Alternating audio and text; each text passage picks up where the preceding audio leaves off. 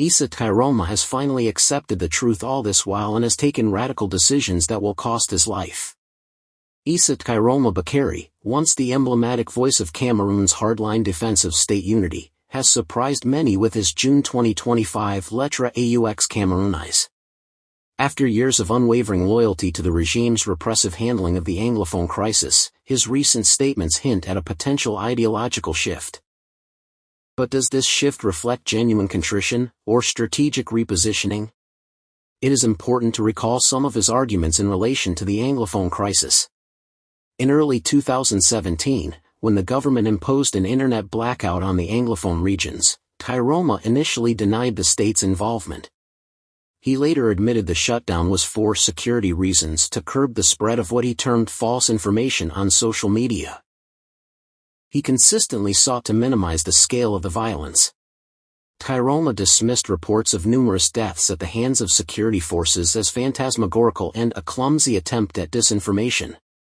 Tchiroma was instrumental in framing the narrative of the Anglophone movement as a terrorist enterprise. He repeatedly referred to secessionists as terrorists, accusing them of recruiting mercenaries and importing weapons to destabilize the country and perpetrate mass killings to blame on the government. This rhetoric was extended to those who criticized the government's handling of the crisis. When Catholic bishops in the Anglophone regions raised concerns about a potential genocide, Tchiroma labeled them objective allies of secessionists who had endorsed the dangerous and wild imaginations of the secessionists. One of Tchiroma's most controversial statements came in response to mounting evidence of atrocities committed by the military in the Anglophone regions. In a television appearance, he unequivocally stated, "The military does not kill," a declaration that was widely condemned by critics as a blatant denial of the well-documented violence against civilians. Tchiroma, as government spokesperson, vehemently rejected any external criticism of its actions. When the International Crisis Group, ICG, warned in 2017 that the government's murderous repression could lead to an armed insurgency, Tchiroma convened a press conference to denounce the organization as a destabilization agency in the pay of secessionist movements. He accused the ICG, along with other human rights organizations like Amnesty International and Human Rights Watch, of being part of a coalition in league against our country.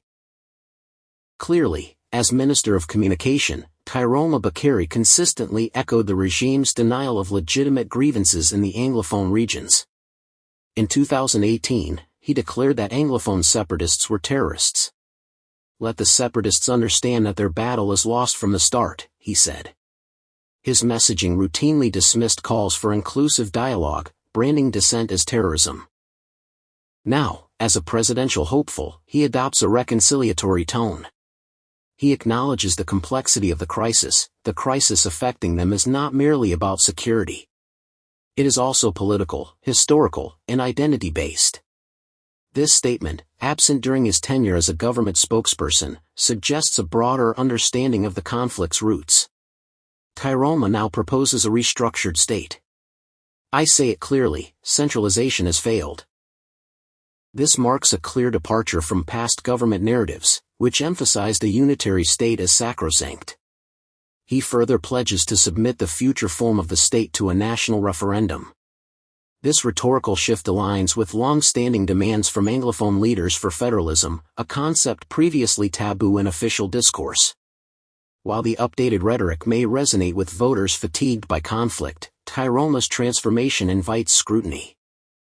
As a longtime defender of policies that arguably exacerbated the crisis, his new stance raises a question: is this an evolution of thought or calculated political repositioning? Despite his renewed emphasis on national unity and decentralization, Tchiroma does not offer explicit apologies for his role in the earlier suppression of Anglophone voices. The tone is forward-looking but omits retrospective accountability.